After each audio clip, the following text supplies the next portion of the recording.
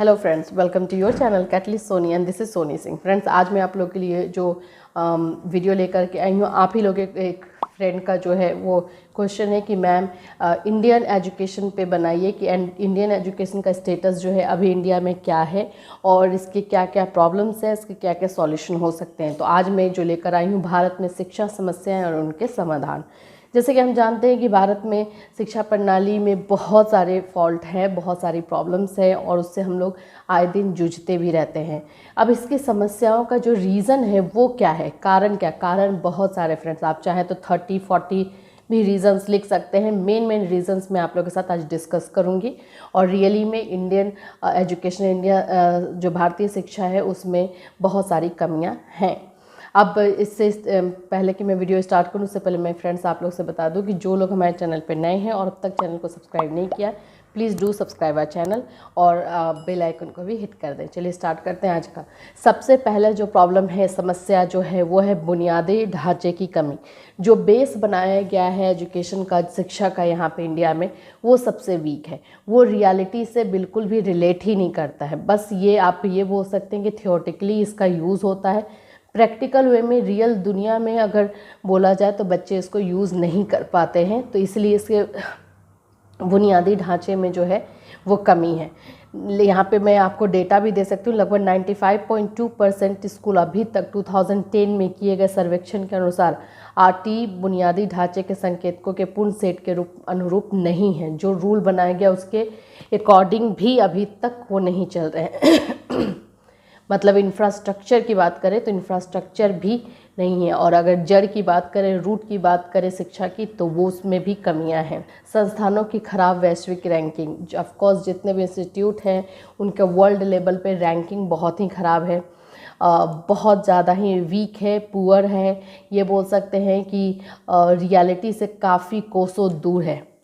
फिर उसके बाद है शिक्षा प्रदान करने और उद्योग के लिए आवश्यक शिक्षा के बीच अंतर। मतलब कि जो शिक्षा मिलता है और जो उद्योग में, जो इंडस्ट्री में उसका यूज़ होता है, दोनों में काफ़ी अंतर है। तो पढ़ाने का तरीका और जो पढ़ाया जाता है और जो यूज़ में होता है, उन दोनों में काफ़ी अंतर है। लिंग संबंधी मुद्दे यहाँ पे तो इंडिया में आप जानते हैं बहुत सारे मुद्दे हैं, आप बोल सकते हैं राजनीतिक मुद्दे भी हैं। अगर हम, इसलिए मैं बोल रही थी कि अगर आप जाएंगे कि कितने मुद्दे हैं, कितने प्रॉब्लम्स हैं, तो बहुत सारे हैं। लिंग संबंधी मतलब गर्ल्स को ये होना चाहिए, बॉयज़ को ये होना चाहिए, मतलब हम ये लिंग पे डिफ़ाइन करते हैं। जेंडर बेस्ड एजुकेशन जो है बच्चों को देते हैं, जो कि बहुत ही गलत है। उच्चतर शिक्षा के लिए, उच्चतर शिक्षा में भी कमी है। उच्चतर हायर जो एजुकेशन मिलता है वो बिल्कुल भी पर्याप्त नहीं है बच्चों के लिए। फिर है अपर्याप्त सरकारी वित्त पोषण, जो गवर्नमेंट फाइनेंशियल कंडीशन है वो भी काफ़ी अच्छा नहीं है। ये सारी चीज़ें हैं।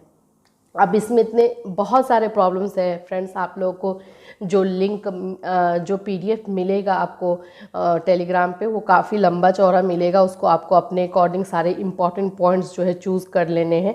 ऐसे पॉइंट्स बहुत सारे हैं। कुछ और पॉइंट्स मैं आपके साथ डिस्कस कर लेती हूँ। जैसे घर पर बच्चों के घर पर जो है मार्गदर्शन का अभाव, घर पर पेरेंट्स जो है वो एजुकेटेड नहीं है तो वो अच्छे से गाइड नहीं कर पाते हैं। असुरक्षा की भावना है, सोसाइटी हमारी जो है उतनी सेफ नहीं है बच्चों के लिए, वो है। फिर है पारिवारिक पृष्ठभूमि और समर्थन। बहुत सारे गर्ल्स को, स्पेशली गर्ल्स को जो है जेंडर वाइज जो डिस्क्रिमिनेट किया जाता है, तो गर्ल्स को तो सपोर्ट ही नहीं किया जाता है आगे बढ़ने के लिए। ये है सामाजिक आर्थिक अवसर। किसी की सामाजिक कमज़ोर है, सामाजिक स्थिति कमज़ोर है, जिस जगह पे आप रहते हैं वहाँ पे वो आगे पढ़ाने का कोई रूल नहीं है, तो किसी की आर्थिक स्थिति कमज़ोर है, तो ये सारी चीज़ें हैं जिससे कि बच्चों पे भी काफ़ी दबाव पड़ता है। ये सारे जो है प्रॉब्लम्स है। शिक्षा नीति बहुत पुअर है।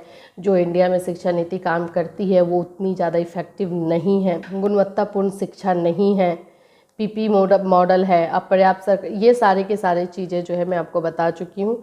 ये सारे के सारे रीज़न्स हैं। अब आइए बात करते हैं कि इसके समाधान को हम कैसे कर सकते हैं, कैसे इसको हम सॉल्व कर सकते हैं। उन सारी चीज़ों पे हम बात करते हैं। तो समाधान के लिए जो सबसे पहले प्रौद्योगिकी को अपनाना, जो नयाकरण है, जो न्यू टेक्नोलॉजी आ रही है हमारे कंट्री में या फिर पूरे विश्व में, उसको हम अपनाएं, उसमें हम एडप्ट हों, चाहे वो किसी भी तरीके से हो। शिक्षण में तकनीकी जब एजुकेशन दिया जाए वो भी नए टेक्नोलॉजी के अकॉर्डिंग दिया जाए। बुनियादी ढांचे जो है वो सुधारे जाए, जो रीज़न है उसी को हम लोग इम्प्रूव करके कर सकते हैं इन समस्याओं का समाधान।